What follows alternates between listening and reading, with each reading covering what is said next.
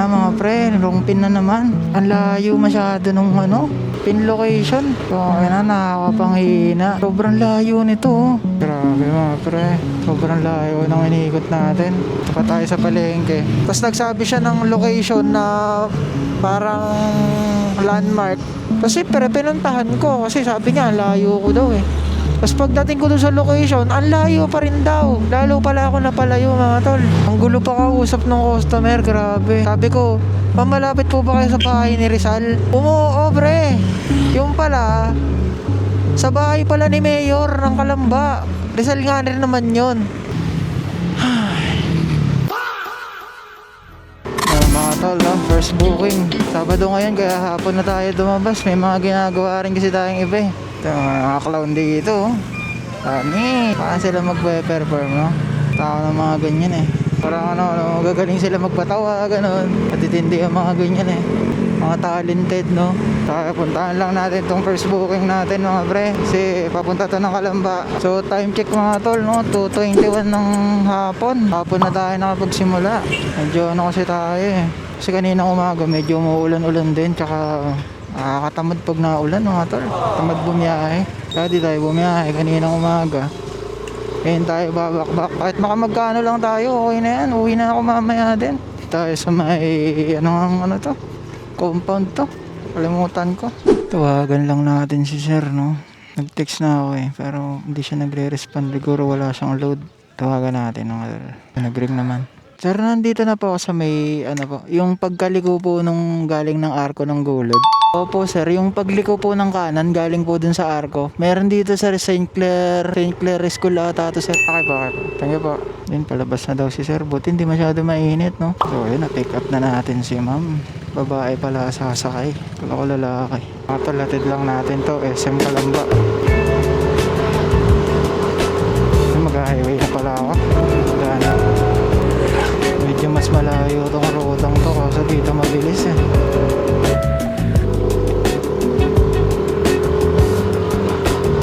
PNR. Sunod-sunod biyahe natin.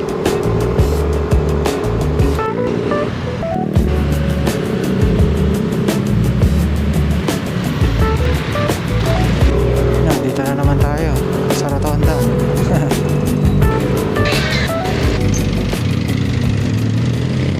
150 ma'am. 5, 6, 7, 8, 850. Thank you ma'am. Kaya lagi ako pre. May barya sa 1,000 eh. Kasi ganyan eh. Hindi man lang nag-note si ma'am eh na 1,000 ang ibabayad niya eh. Pero okay din naman. Nag-tip siya ng 25. Tama. Diba? Kaya lagi ako nagdadala ng 1,000 na barya. Gawa ng mga ganyan. 1K eh. Pababaryan din niya kasi magpapagas ako eh. Ayos din naman, di ba? Sakto lang. Din, di ba? Naka 150. Nag-tip si ma'am ng 25 pesos, di ba? Okay na yun. Ayos din. Ayun, nahanap na lang ako ng matatambayan ko kasi di natin alam kung ano na eh. Ito baka dito, pwede na tayo dito. Kung may signal, bali tambay muna tayo dito mga tol. Tambayism.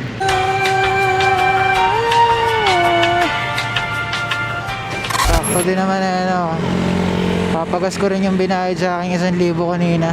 Pakalaki kasi nung binayad ni ma'am eh. Binayad ni ma'am eh, 1K eh. Ito natin Grado naman, may barya naman ito mga ito eh. Sa gasolinahan. Grabe 71 ng ngayon. Unleaded ngayon. Sa isang araw yan, 90 na naman yan. Grabe, hindi na rin talaga kaya mga tol. Green lang.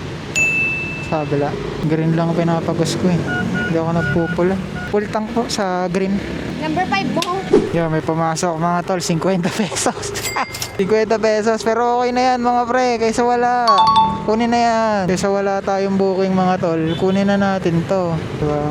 Pakalapit lang naman ang pag-aatira ni mami. Hindi na tayo lugi dyan. Kaysa nakatambay tayo, sayang oras natin. Kaysa gapang-gapang pa tayo kung saan-saan, di ba? Malay natin, pagkahatid natin dito kay ma'am, may pumasok sa ating long ride, di ba? Yun na lang eh. Doon na lang tayo gumagana eh, no? Baka sakali Kasi kada biyahe talaga natin, hindi naman talaga natin sure eh. Hindi natin sure kung may papasok ba sa atin, kung makakamagkano ba tayo. Kailan din talaga hirap dito sa ginagawa natin eh. Walang assureness. Ay, ano ang tawag dun? May tawag dun eh. Kaya hindi talaga consistent ang mga kita natin. Minsan okay, minsan hindi. Tulad kahapon, tayo na. Paldong-paldo ako kahapon. Kaya nga tinanghali na ako ng gising ngayon eh. Hindi na ako nakabiyahe kanina umaga. Pero okay na rin naman kasi umulan ng sobrang lakas kanina umaga. Saka pina-priority ko talagang bumiyahe kahapon ng gabi. Kasi alam ko Sabado naman talagang hindi ganun kalakas. Kasi walang pasok eh. Kalimitan naman ng mga pasahero, estudyante kasi. Tsaka mga magtatrabaho. Parang dito to sa Tibag ah. Oo nga, dito nga sa Tibag. Yari, vlogger yarn. Pick up na natin si ma'am. Ma'am na to, nakasuot na ng pambabae.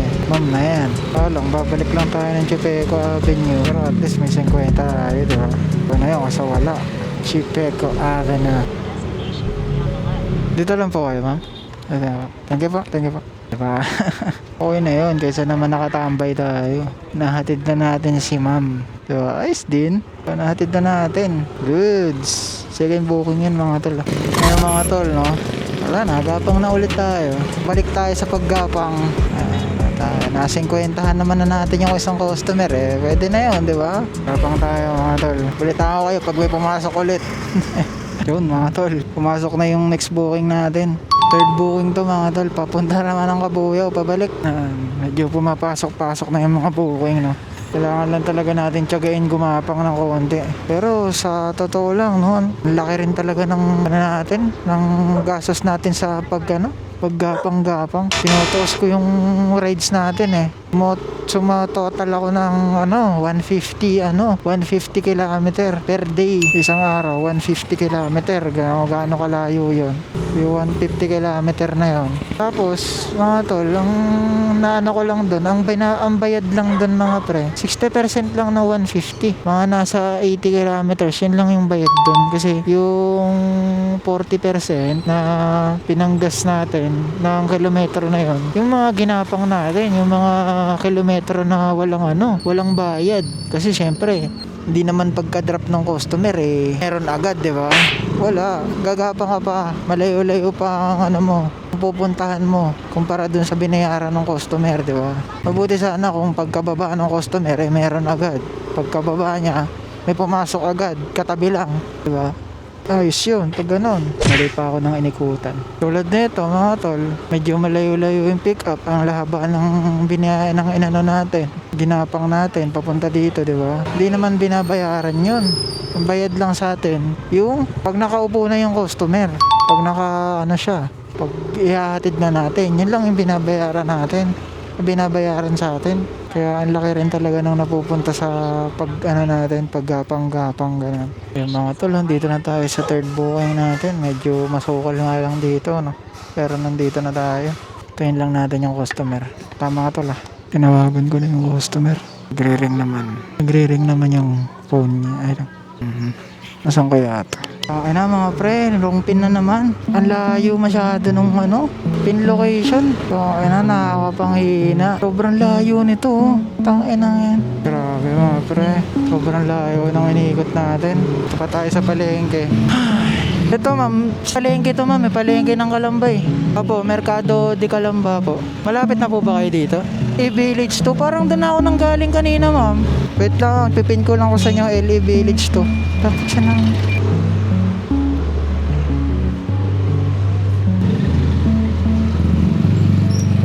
Malapit ba yan dito sa ma'am sa may LA Avenue po? Sa street po, LA Avenue po. Malapit yan dito.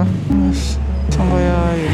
Malapit yan dito ma'am sa Ito yung Barangay 5 ma'am, yung yung po, Barangay Hall ata ito ma'am.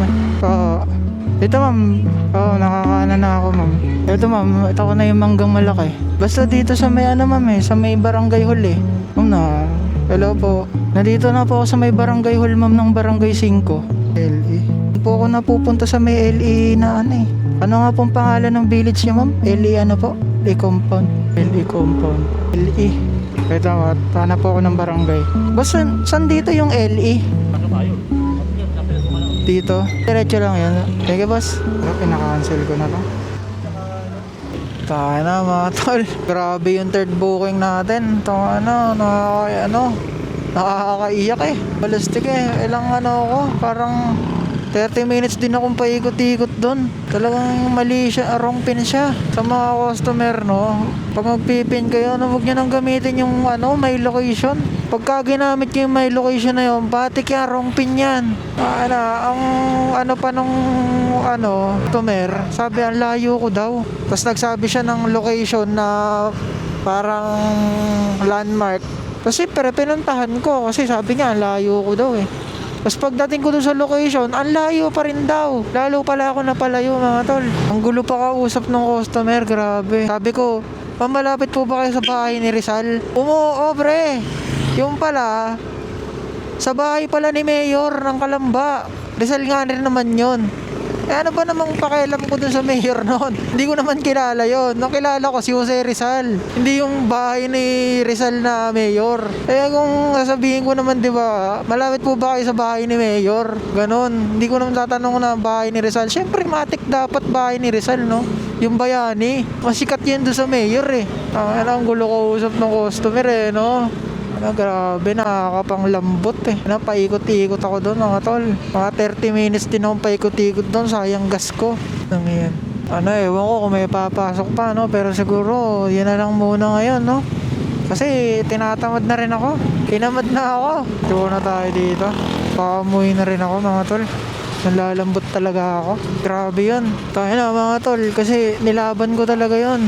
Nilaban ko yung kahit 30 minutes na akong paikot-ikot doon. Nilaban ko yun. Sabi ko po siya, tsatsagayin ko na to. Alam niyo kung bakit? Ang dami ko na rin cancel kasi.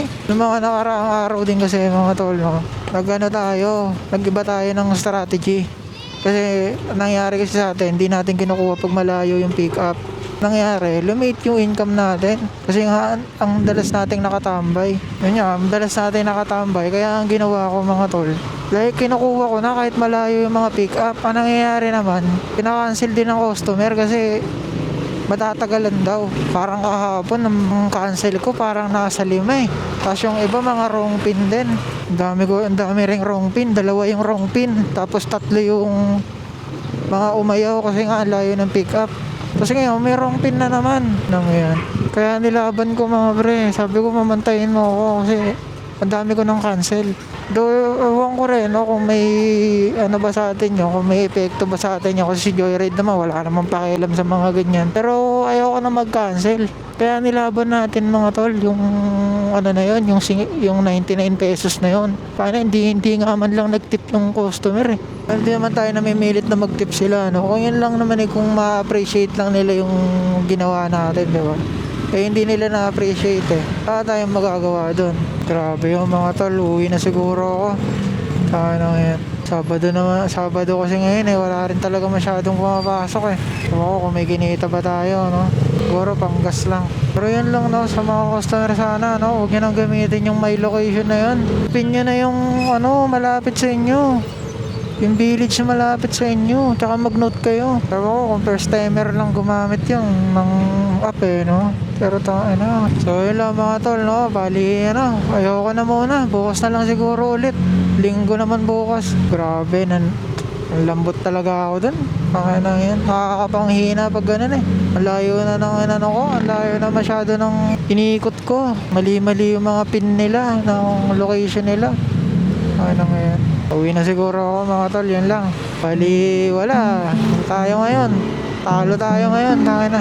Susunod na video na lang, no? Grabe, nalalambot talaga ako eh. Tuwa natin to. Hindi ko na rin mapupush yung kung magkano kinita natin, no? Kasi na. Baka wala naman tayong kinita ngayong araw na to eh. Kasi dami nating echibureche. Kaya lang mga tol, no? Peace out muna mga tol.